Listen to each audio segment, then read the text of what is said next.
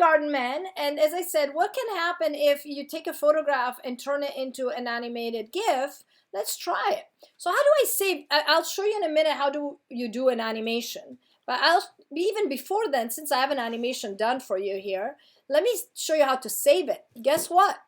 You can save it as and turn it into a GIF. We learned that. But I told you last time that is not ideal, and actually doesn't give you the GIF option right now. But the best thing to do is what we did earlier. Save it for web. That's what I always do anyway. And why do I do that is because it's much better because by the way, this image is too big. That's why we shrunk it in the prior step. But let me zoom out or do this, double click. If you double click, it should, yeah, that's the 100%. It's too big. So here we are. So this is my, what are you doing, cat? Buddy, you want to get into that box, but that's not right. Sorry, my cat is trying to dig through a bunch of stuff to get into a box. It's crazy. Why do cats love boxes? I don't know. So here we are. The size of this is huge. It's 45.8. But remember, the file size was 4 times bigger. The image size was 4 times bigger than it needs to be. So the new one is a lot smaller, the one that we will do together. And if I go JPEG, it doesn't work because JPEG allows me to only do non-animated stuff. So I need to go in here and say, okay, I'm going to make it into a GIF instead, right here. And honestly, though, doesn't it blow your mind away that it goes from 45 to 18 megabytes? It means it really shrinks it a whole lot. Not enough. This is still too big for something you would put online. But again, it's 4 times bigger because all these images are way bigger. But if I do that, how does it turn out, though? How is the GIF compression doing? You can see that it's not ideal, but it's still, right now, it's doing a pretty darn good job for handling a photograph. Obviously, it's too big. Like, look at the JPEG. The JPEG is only 1 image instead of 5, so you have to consider that. But it shrinks it to 4.3. Versus the GIF 18, but again, if you divide it by 5, because there are 5 images in there, it's comparable. My point is it doesn't do that bad of a job. But if you wanted to save this, you would have to now hit the save button. And let's, for the sake of it, put it in on the desktop inside the usual folder called animated GIF. And I'm going to say save. So, not ideal, 18 megabytes is too big. We'll redo it with the shrunken images, but for the sake of it, I'll show you how does it work. You want to put it on a browser. I should have a browser somewhere open here. Where is it? Oh, right here. Sorry. And as you can see, it plays on my browser just fine. So if you were to put it in a website, it would just play as much. So what I want to show you right now, though, is how to do animated GIFs, as simple as that. So you go in Photoshop. I'm going to close the Garden Man thing that I did to show you just quick, a preview. You are going to go and say open, and this time what you want to open is inside animated GIF, the one that says Photoshop animation, and here I had also action and droplets. And I'm going to choose Burst PSD. That is kind of the most pathetic option, but at least it shows you that principle of animation hinges on layers. So right now, as you can see, by the way, if you don't see the timeline, you need to go in Window, Timeline. Remember, everything is under Window that you don't see, right there. Right now it's visible, so that's why, so if I hit, it's showing me that it's there. So if you have the timeline open, you should see that there are 4 layers in my document. One is called Shape, Burst 1, and Burst 2. So what you could do here is you could click on the plus sign that allows you to make one more frame right here. And you can say, hey, I would like to see Burst 1 visible. And you just turn it visible. Then you create another one, and you turn on Burst 2. So now when you select the first frame and you hit the play button, it just shows you the burst. You want it to go slower, you can stop it, select it, hold the shift key, and select them all. And then go underneath and say I want 0.2 seconds. And now when you hit the play button, it goes a little slower. So even though this is a pretty sad, graphically sad, thing to do, just a little tiny goofy burst. But what it shows you is that in order to create a animation, what you basically need is to set up everything correctly in your layers. Have layers that you can turn on and off, right? So if I go now again in animation, for example, we could choose a tar pit or tar pit 1. Don't ask me why I have 2 there, because they should be the same. I forget. But tar pit is a similar story. I have my little dude here, and I want it to sink and then come back up. And I have all the graphics set up in my interface. So what I can do is turn everything off. Actually, maybe I can leave this for the first frame. Then I'm going to create another frame. And I'm going to turn the little dude that goes up. Then I'm going to have another frame. And I'm going to turn off the dude that goes up and get the dude fully up in there. So now if I go and I play it, you can see the guy comes up and is looping right now.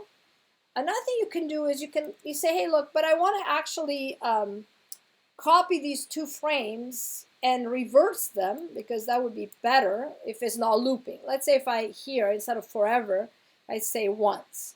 Now when I play it and I hit the play button, it just goes up once. What if you want it to go down again? So what you might do is select these 2 frames holding the shift key and, oops, sorry, go under the little paragraph thing and say copy frames. Then make sure you're in the very last frame and go back in here and say paste frames. It says where do you want to paste them after the selection. And then you take those 2 frames that are already selected and you can say reverse frames. There we are. So now my little dude goes up and comes down. And unfortunately, I forgot to copy this frame. Easy to do, right? I can say copy frame, go in here and say paste frames. There we are. So now my little dude, even if I play it only once, it goes up and down. If it's too fast, you can select all of them and say 0.2. So now it's up and down. Did you guys do it? Can you please do, if not the burst, the tar pit? It will definitely help you cement it. In the meantime, you don't have those images. I'm going to show you how to do the garden man. And then we can stop the recording. So obviously you can set all your files. Oh, I want to show you one last thing though, really quick. If I go in new, sometimes, you remember how I told you that, oh, sorry, it's not new, it's open. I told you that the problem with GIFs is if you have a lot of colors in your photograph, it's going to make for a larger file size. One thing you could do is you could have images like this, these images, look, this one. So you take photograph and you turn them into duotones. That, by the way, is you basically take the photo, I can show you later, but you go in mode and you choose duotone. Right here. You have to first turn it to grayscale and then go into duotone. I'll show you later how to do that. But if you turn your photograph to duotone right here, then it's going to be a much smaller file size because it doesn't have as many color to remember, to keep in memory. And how do you do a slideshow with an animated GIF? You turn all your frames to different images. And again, you could just play it as it is. Not fun though, it goes really fast and crazy. So you can go in there and say, I want it a little bit slower. And I can do the in-between maybe. Now, another thing that I love of animated GIFs, it allows you to tween, to create in between 2 stages. So if you go and select the third one, for example, and say, I want you to tween and create, let's say, 3 images in between. We probably don't need 5, and do it with the previous frame. Do the same for the second, right? Tween, previous frame. And do the same with this one. Obviously, this time has to do it with the last frame. So I'm going to do tween, but this time it says last frame. And say, okay. So now if I play it, there it is. It's not too bad. A little too fast. I can go in here again, Just select them all, so I do it only once. And say I want it to stay 5 seconds, or 0.5, sorry, it's quite different. And now when I play it, I have my slideshow that kicks in. So that's pretty cool, isn't it? So this is kind of like if you prepare your layers like that. But what if you have a lot of images? How can you load images already that you want to use into your layers? So you can go and say, File, do you remember the Automate?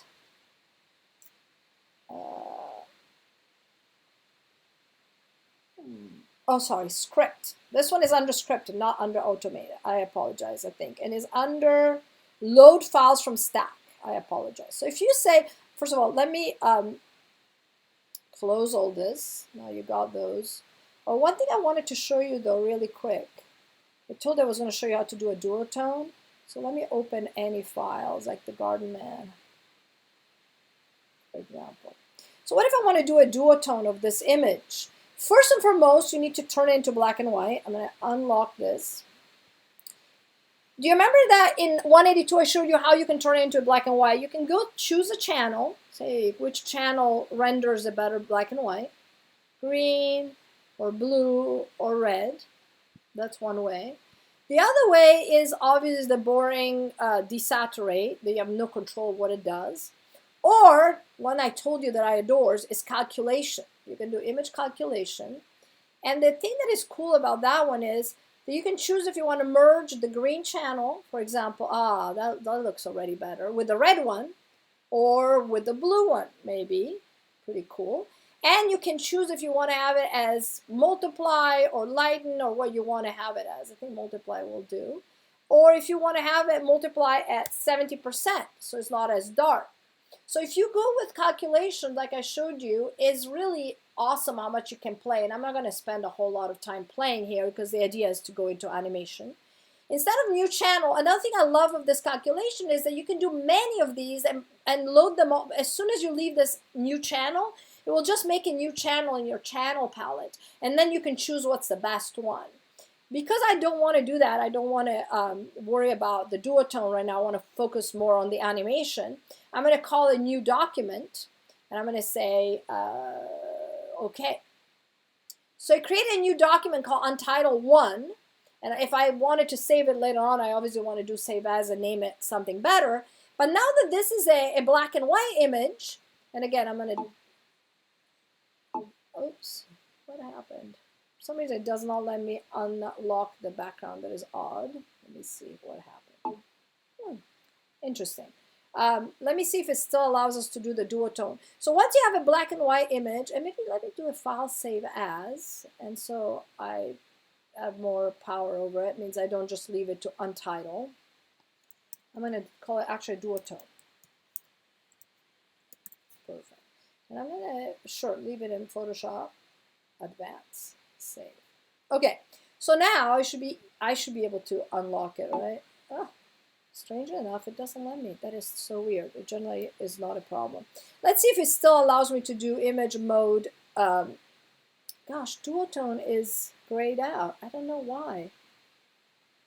Oh, sorry. Generally, once you have that in black and white, the duotone is an option, and you can decide which one of the two colors.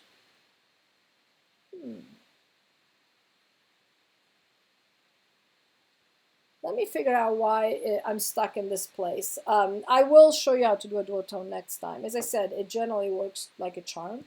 But let's say I'm going to close this. I want to load images I already have prepared for my animation and then add to it. I can go and say File, again, Script, load files from Stack.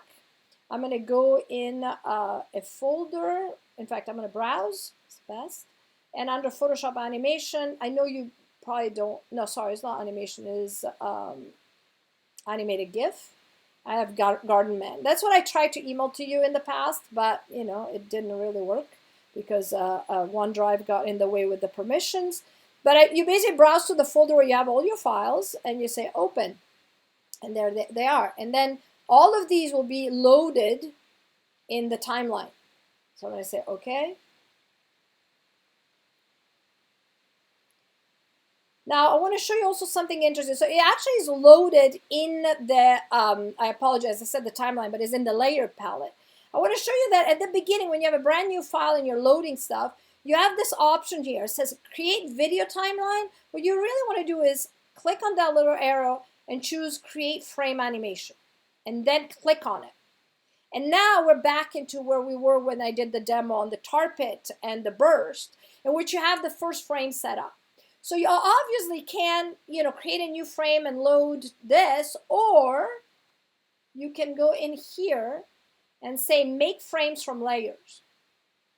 And so now, as you can see, each layer is in a different frame. So the fastest way to go, if you already have photograph you want to load, is to do the file script import from where is it? File from stack, and then go under the timeline and say make frames from layers. So now what I can do is go in each frame and change something, right? Whatever I want to change. Now, you could directly draw and do stuff on that photograph. I'm a little bit of a booger about that. I kind of like to keep it separate. So what I generally do is I create a new layer. The dough will be activated in all the frames. So in the following frames, you have to turn it off. And then you can say, okay, I'm going to hit the brush tool and I'm going to draw something. And in my prior demo, I had loaded some really neat brushes, but I'm not going to worry too much about it. Oh, you know what I did?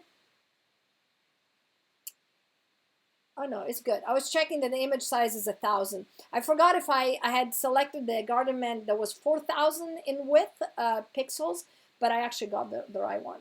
So here I had loaded some really neat brushes, but I don't know if I have them quick and easy here. So I'm going to pick some brushes that maybe are better than the traditional, flat brush. And then you obviously need to use the usual, I'm going to zoom in, the usual square bracket. So you can decide how big is your brush and create whatever shape. In my case, I created a little doodle. Now remember, let's go back in the layers. You want it to be in the first, right? In the first, with the first thing. So it's Garden Man 5 that we have active right now. So actually we needed to reverse them to do it right. It doesn't matter really. So I'm going to move layer 1 right after Garden Man 5, right here. Now notice if you select the second frame, layer 1 is active in there and you want to turn it off for all the others. So when you create a new graphic element, by default it's going to be active everywhere and you might want to active only at the first one. So I'm going to go at the second one and I'm going to again create a new layer and this time have my little doodle out. And in my case, I drew some wings on it. And then again, make sure you go to the other 3 and turn it off. I'm going to go in layer 3, and I'm going to actually make the little guy lift up, so be in a different location. So, so I have layer 1. The first one, obviously I need to turn off layer. So layer 1, this one has just that little guy creeping out. Layer 2 has this guy opening the wings and start flying, or frame 2. And frame 3 is this one, Garden Man 3, right? Yep. So I'm going to create a new layer on top, and this time and obviously I could actually play with transparency and know exactly what I'm doing, but I just want to show you the principle, the idea of adding some animated stuff. And remember that this is going to be on every, this layer 3 that I just created need to be turned off on the other layers.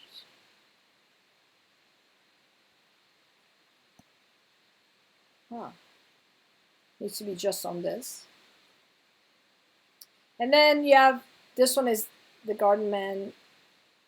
And again, you do the same kind of, you create basically an animation in which this little dude flies away.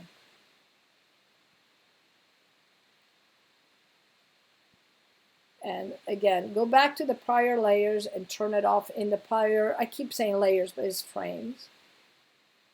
Looks to be fine on this one, fine on this one. It has to be turned on this one. Okay. And then the last one, I'm going to create a new layer and have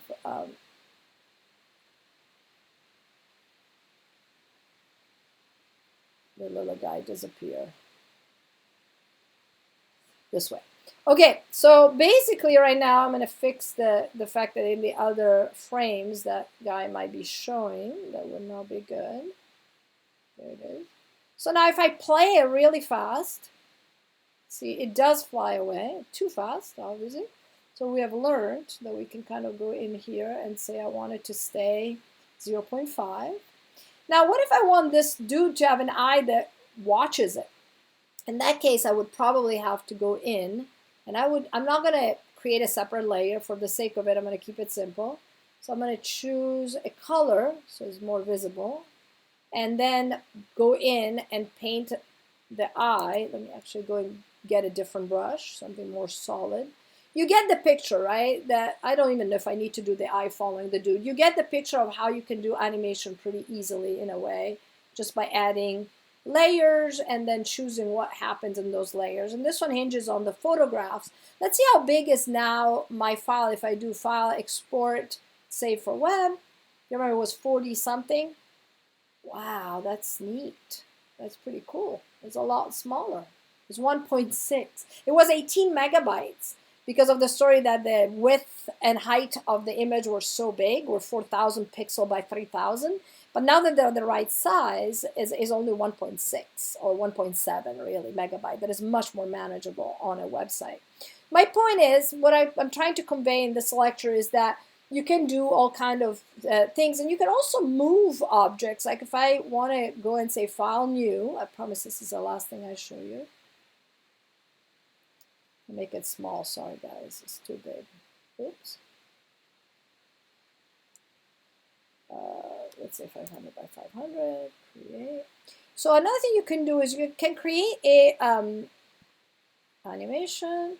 You can go in a layer, create for example, a shape. I can make it with the shape or with the marquee. Yeah, I got it. Yay. My Photoshop is acting up, as you guys can see, because it should allow me to make a marquee, but it doesn't. It's really weird.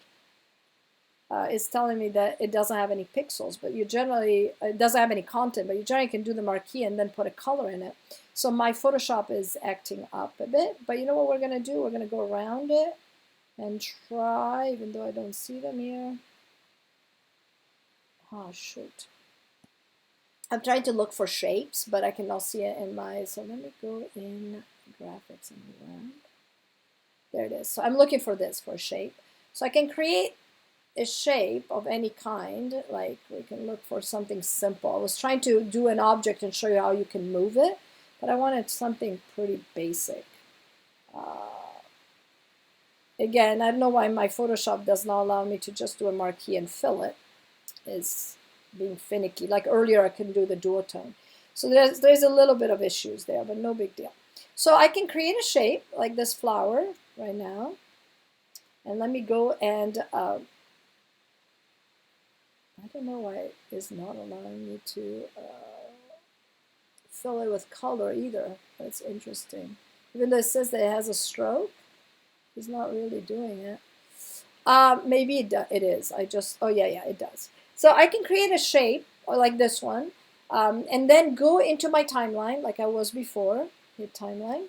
I'm trying to go around the bugs in my system at the moment. That makes it a little bit hard sometimes. So now I'm going to create a new layer, a new frame, sorry, and I'm going to move this shape